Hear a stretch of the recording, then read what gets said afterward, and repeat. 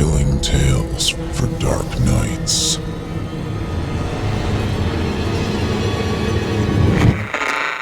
Want to make sure you never miss a Chilling Tales for Dark Nights video again? Be sure to subscribe and hit that bell to turn on notifications. The following interactive performance is a third-round entry in Chilling Tales for Dark Nights' 4th annual Evil Idol voice acting competition. And you, listener, get to help decide who advances to the 4th and final round. Voting is simple. Following the performance, simply click the thumbs up icon on this video if you'd like this contestant to move forward, or the thumbs down if you'd like to see them be eliminated. Voting on this entry will conclude 1 week after the date of its posting. Thank you, and good luck to all of our contestants. We've been driving around Texas for a while. Clayton, Tom, and I had recently graduated, so we had no destination. We were just there to dick around and create some memories until we had to snap back to real life. At one point, Tom had gotten into a heated bar fight at some dingy joint in Bexar County. The police were called, and although he hadn't gotten any charges, the cops pretty much warned us that we weren't welcome back in the area. Fair enough. We decided to tone it down a bit. That's when we started planning some shit that wouldn't get us potentially stabbed and or arrested. We all settled on the paranormal. Stuff was just so interesting, you know? I guess it really preys on that esoteric fear of the unknown that the human psyche implicitly holds, stimulating some kind of fucked up rush to the brain. Anyways, we were in the market for some spooky shit. We looked around and did some research, but no potential destinations popped out at us immediately. They were either too far away, sounded boring, or just sounded like absolute made-up horseshit. It wasn't until we found ourselves at another obscure bar near the other end of the county where something truly interesting popped up. We'd gotten shit-faced during happy hour and couldn't stop ourselves from talking to all the locals. In the midst of a conversation with the construction worker, we brought up the fact that we were looking for some paranormal thrills. He scoffed when we said this. Well, everybody's got their stories around here. Let me guess. You went to some shitty abandoned barn somebody claimed had a little ghost girl, found nothing. Now you want something real. Not exactly, Clayton responded. We haven't gone anywhere yet. We're looking though. Well, I've got something for you. As he said this, we all perked up. Now, our expectations weren't high at this point. I mean, the chances of him lying and feeding us some BS story were astronomical. We still listened. We were looking for anything at this point. The man continued. I don't know if it has anything to do with ghosts or demons, but it's weird enough. Drive about 15 miles west from here, you'll find an abandoned cornfield maze. Used to be a big tourist draw, but it didn't pan out long term. The place is dead now. Creepy as shit. But here's what you're looking for. At the center of the maze, there's a building. I saw it with a few buddies of mine when we went exploring there a few weeks back. It's only got 1 floor, but I ain't sure how far it goes. Here's the fucked up part. Apparently, that building wasn't there when the cornfield was still functioning. Nobody knows when it was built. Weird shit, huh? We couldn't get a closer look at it because there were 5 people standing at the entrance, just wearing these freaky looking masks. Like the ones people use in those apocalypse movies. Gas masks? I piped up. Yeah, sure, he continued. The minute they saw us, we bolted. I mean, we're not sticking around for that shit. He paused, taking a big swig of his beer. You guys can check it out, though. Personally, I wouldn't go back, but it's up to you if you're looking for that kind of stuff. There's directions in there, so you probably won't get lost. I try to keep out of sight from those people, though. Who the fuck knows what they're up to? As soon as he finished his explanation, I exchanged glances with Tom and Clayton. They had the same look on their faces that I probably did. There was no way in hell that we weren't going. It didn't even matter too much if the guy was completely lying about the building. A dead cornfield maze sounded fun enough to explore. He gave us some more detailed directions before leaving. We decided to take a few hours in order to sober up before heading over there. It was only 3 p.m. after all. At around 6, we started driving. The sun was still high and probably not coming down anytime soon, so we had no fear of getting lost in the maze. A little while later, we found the place. The crops were taller than we expected, but they were indeed dead. There seemed to be a small lot to the side, so we parked there. Funnily enough, it was empty save for us. Aw, looks like we won't be seeing any spooky gas mask men, Clayton blurted out. What a shame. Yeah, I'm sure if you were part of some weird cult located in the middle of a cornfield, you'd leave your vehicles out for everybody to see too. Good thinking, Tom responded. Clayton looked as if he was about to make a comeback but closed his mouth. I heard him mutter some expletives as he walked past me. As we stepped foot into the somewhat foreboding labyrinth, we noticed what the construction worker was talking about. There was duct tape on the ground, forming the shape of arrows. Like the guy told us, we just followed them. While we traversed our way through the maze, Tom raised a concern. What if these arrows aren't actually leading us to the center? The fuck are you talking about? I responded. Well, think about it. This is the easiest way to rob somebody. That guy didn't seem a little bit sketchy to you? What if we're being led directly to him? Or he's waiting with like 6 other guys or something? Yeah, I don't know, man, I told him. Sounds like paranoia to me. In retrospect, what he was saying made a lot of sense. However, that would have been a way better outcome than the one we actually got. Don't worry about it, Clayton piped up. He then lifted up his shirt to reveal a small revolver strapped to his waist. Dude, what the fuck? Tom flinched at the sight. Gun laws in Texas, he smiled. Just in case. You know, whatever, man. Just don't wave that shit around, Tom retorted. Although my own initial reaction was one of shock, I couldn't help but feel my nerves calm a bit knowing that Clayton had a weapon. We followed the arrows for what felt like 10 more minutes before we finally reached a clearing. To our absolute bewilderment, a building was right there in front of us. Actually, calling it a building is kind of a stretch. There was only 1 floor after all. It really didn't even look too big. Maybe the size of 3 convenience stores smashed together in a mess of stone. But as creepy as it was, there was nobody in sight. At first, we must have stood there and stared at the thing for 5 minutes before the door swung open.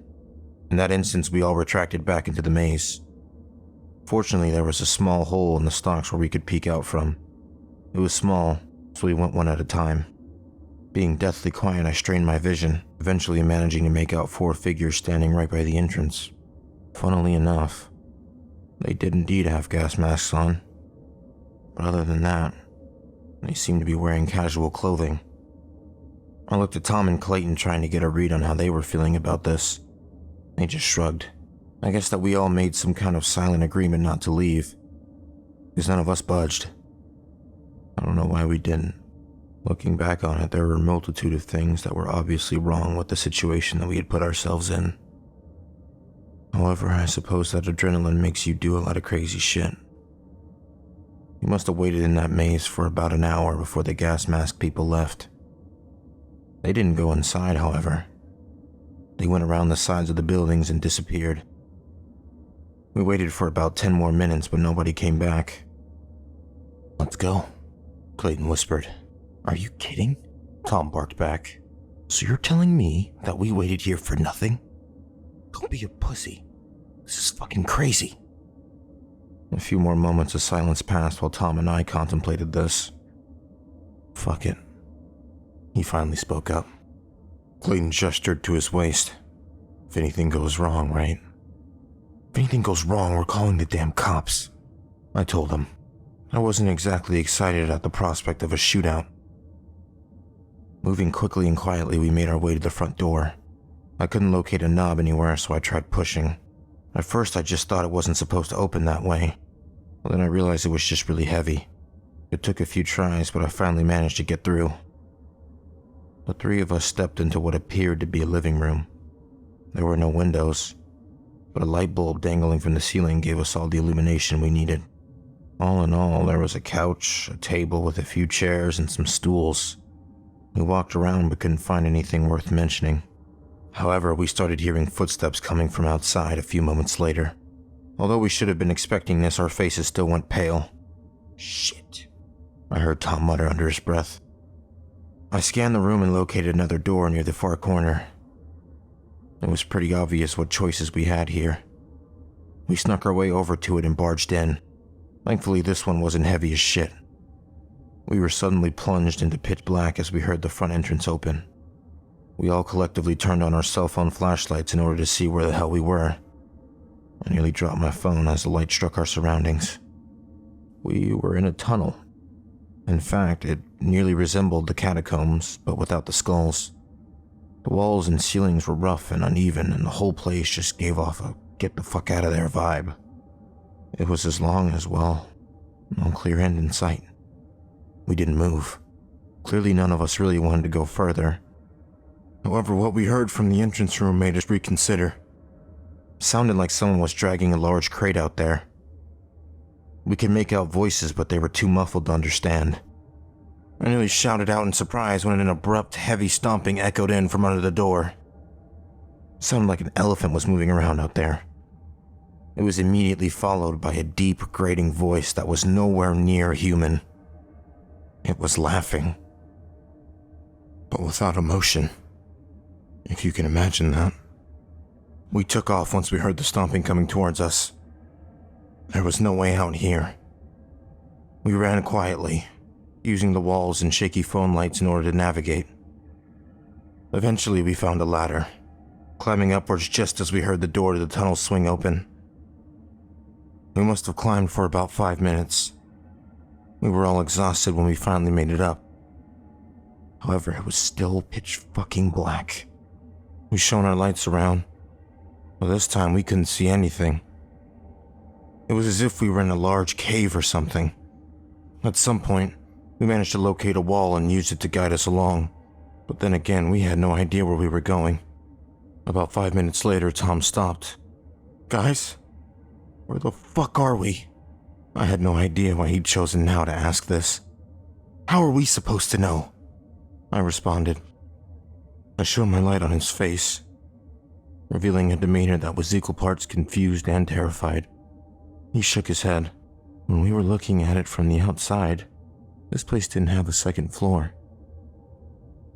That's when it hit me. I guess there had been too much adrenaline pumping through my veins. I hadn't even noticed it up until that point. We had been climbing up that ladder for a while. We hadn't gone down any stairs, but there was also no second floor. So where the fuck were we? My attempts to rationalize this were cut short as a light flickered on several meters ahead of us. We all snapped our heads towards that direction. The area that had actually been illuminated was rather small. It was maybe about the size of a bedroom. However, standing right under the light was a person wearing a gas mask. But unlike the people that had been standing outside, this person or thing or whatever was also wearing a full hazmat suit. We watched in abject horror as it started walking towards us. As soon as it left the light, we heard it start running. Wasting no time, we started booking it. The only direction that we had was away from the thing chasing us. As we ran, more and more lights started coming on. And under each newly illuminated space was another figure in a gas mask and hazmat suit. At one point, there had to have been at least 12 sets of footsteps coming at us from all directions. Out of sheer luck, I managed to spot a metal door in the wall up ahead. I pushed my legs, which were about to buckle at that point, and made a surge towards it. I tried shouting out for the others, but only Clayton was in sight. We made brief eye contact before he and I managed to reach and close the door behind us. There didn't seem to be a lock, so we just pushed our body weight against it, hoping to hell that it'd be enough to keep those things out. Eventually, we felt someone pushing back.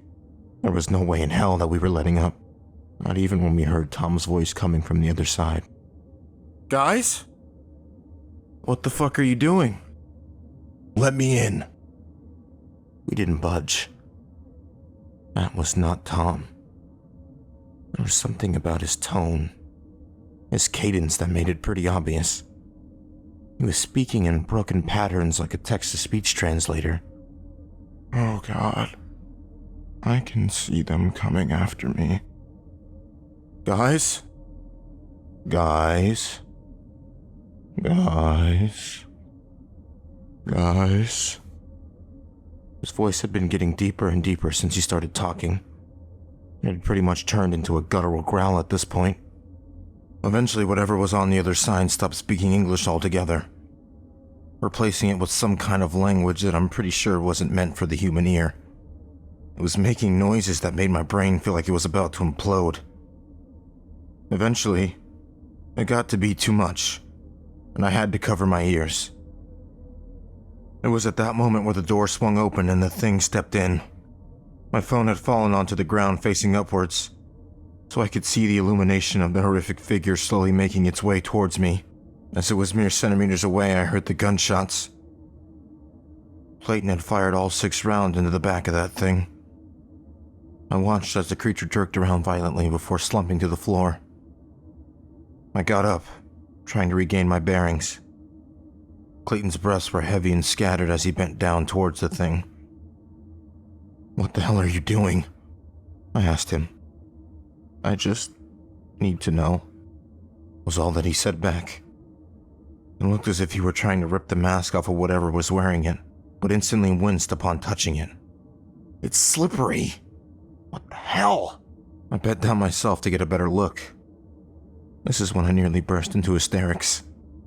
What I had initially thought to be the rubber of the mask seemed to be something else entirely. It was squirming, like black intestines. Clayton cursed again before taking the revolver and smashing the eye holes. But instead of shattering glass, we were met with the sight and sound of something bursting open. Some kind of black goo had gotten all over both the weapon and Clayton's hand. He shrieked in pain as he flung the revolver away. A few seconds later, I noticed movement on the ground. There were things pouring out of the burst eye hole. It looked to be some kind of dark insect with a multitude of legs. We didn't waste any more time. We started running. I can't say for how long. All I know is that once we started, we couldn't stop. The cell phone flashlights were our only hope of navigation. We made our way through what appeared to be a twisted maze of halls, and nearly every turn we took there seemed to be more and more of those masked creatures wandering around. Whenever we saw one, we just took another route. Sometime later, we found steps leading downwards. At that point, it seemed like the best option. Before we descended, Clayton held out his arm and leaned against the wall, trying to catch his breath. That's when I noticed his hand. It looked as if he were wearing a rubber glove. I told him, and he just stared at it in dismal confusion. "What the fuck?"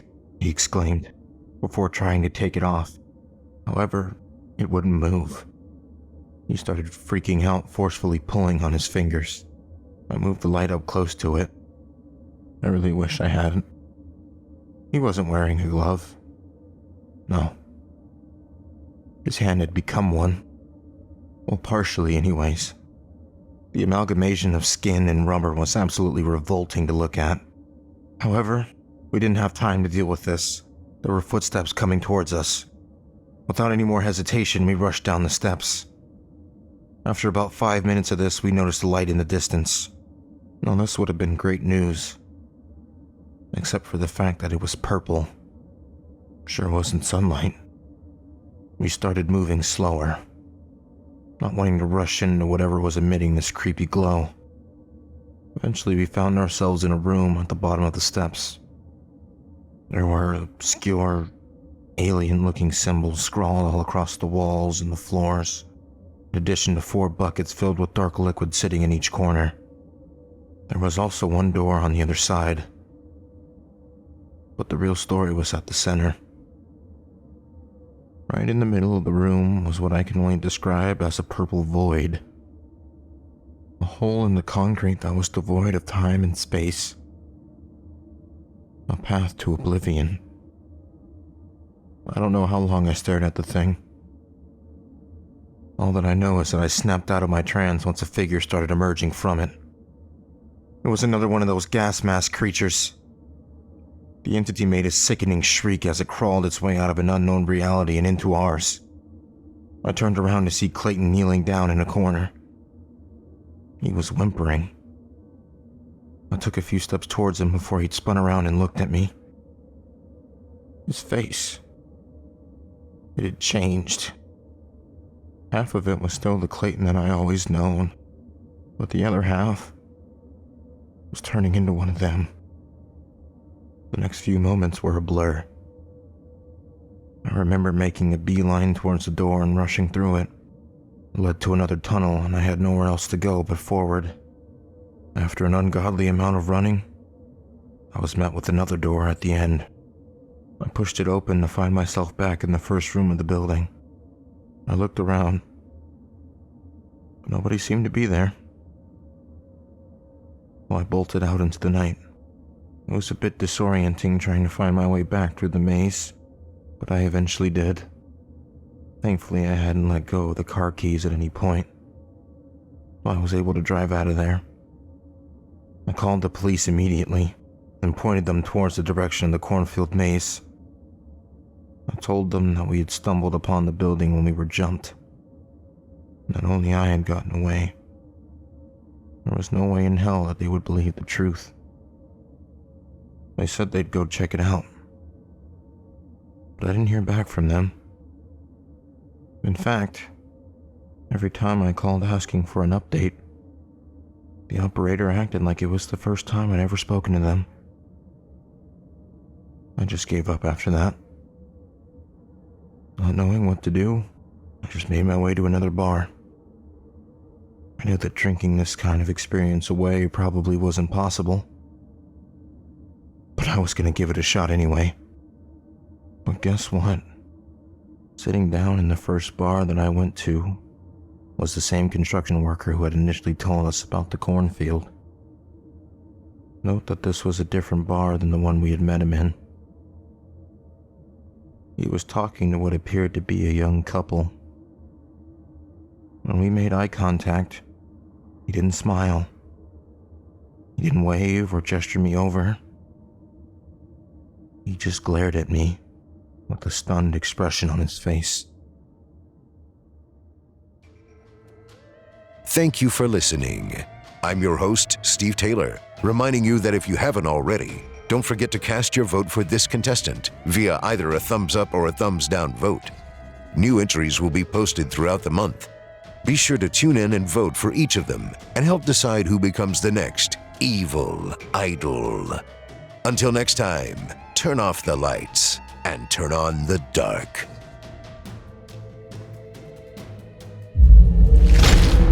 Chilling tales for dark nights.